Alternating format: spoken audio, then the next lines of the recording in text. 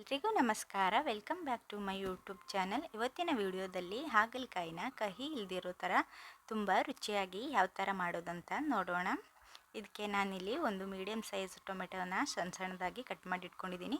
ಒಂದು medium size ಈರುಳ್ಳಿ ನಾನು ಅದೇ ಥರ ಕಟ್ ಮಾಡಿ ಇಟ್ಕೊಂಡಿದ್ದೀನಿ. ಒಂದೆರಡು ಹಸಿರು ಮೆಣಸಿನ್ಕಾಯಿನ ತೊಗೊಂಡಿದ್ದೀನಿ. ಸ್ವಲ್ಪ ಕರಿಬೇವು, ಗರಂ ಮಸಾಲೆ, ರುಚಿಗೆ ತಕ್ಕಷ್ಟು ಉಪ್ಪು, ಖಾರದ ಪುಡಿ, ಹುಣಸೆ ರಸ, ಬೆಲ್ಲ, ಒಂದು 8 ಎಸ್ಲು ಬೆಳ್ಳುಳ್ಳಿನ ತೊಗೊಂಡಿದ್ದೀನಿ. ಒಂದು ಹಾಗಲಕಾಯಿನ ತೊಗೊಂಡಿದ್ದೀನಿ. ಇದನ್ನ ಚೆನ್ನಾಗಿ ತೊಳೆದು ಈ ಥರ ರೌಂಡಾಗಿ ಕಟ್ ಮಾಡಿ ಇಟ್ಕೊಂಡಿದ್ದೀನಿ.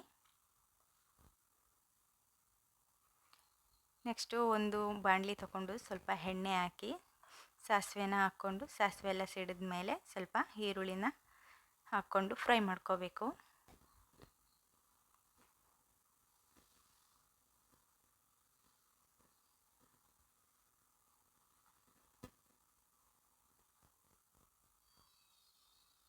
ನೆಕ್ಸ್ಟು ಬೆಳ್ಳುಳ್ಳಿ ಸೇರಿಸ್ಕೋಬೇಕು.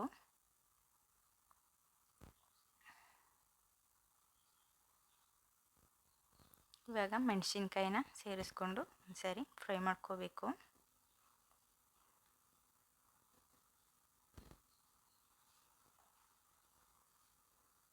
ಕರಿಬೇವನ್ನ ಸೇರಿಸ್ಕೋತಾ ಇದ್ದೀನಿ.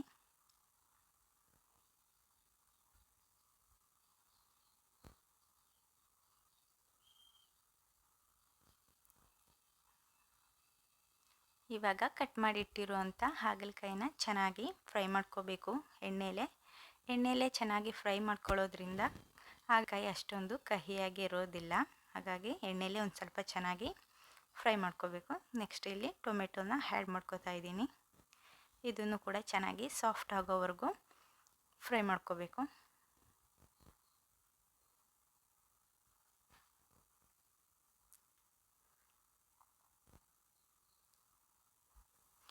ಕಾಲು ಟೀ ಸ್ಪೂನ್ ಅರಿಶಿನ ಪುಡಿನ ಸೇರಿಸ್ಕೊತಾ ಇದ್ದೀನಿ.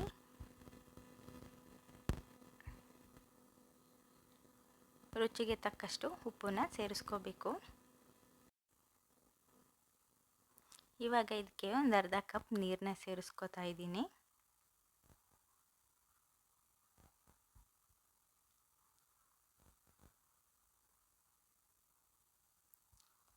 ಖಾರಕ್ಕೆ ಎಷ್ಟು ಬೇಕು ಅಷ್ಟು ನೋಡಿಕೊಂಡು ಅಚ್ಚ ಖಾರದ ಪುಡಿನ ಸೇರಿಸ್ಕೋಬೇಕು.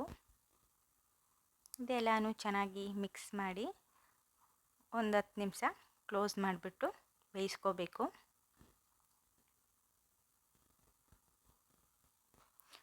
ಒಂದು 10 ನಿಮಿಷ ಆದಮೇಲೆ ನೋಡಿ ಈ ಥರ ಆಗಿದೆ. ಇವಾಗ ಇದಕ್ಕೆ ಒಂದು ಸ್ವಲ್ಪ ಬೆಲ್ಲನ ಆ್ಯಡ್ ಮಾಡ್ಕೋತಾ ಇದ್ದೀನಿ.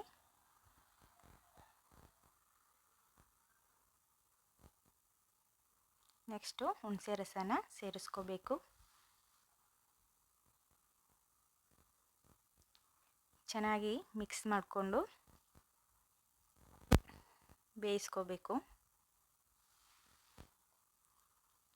ಇದಕ್ಕೆ 1 ಸ್ಪೂನ್ ಗರಂ ಮಸಾಲೆನ ಸೇರಿಸ್ಕೋತಾ ಇದ್ದೀನಿ. ಇದೆಲ್ಲನೂ ಕೂಡ ಚೆನ್ನಾಗಿ ಮಿಕ್ಸ್ ಮಾಡಿಬಿಟ್ಟು ಒಂದು 5 ನಿಮಿಷ ಲಿಡ್ ಕ್ಲೋಸ್ ಮಾಡಿ ಬೇಯಿಸ್ಕೋಬೇಕು.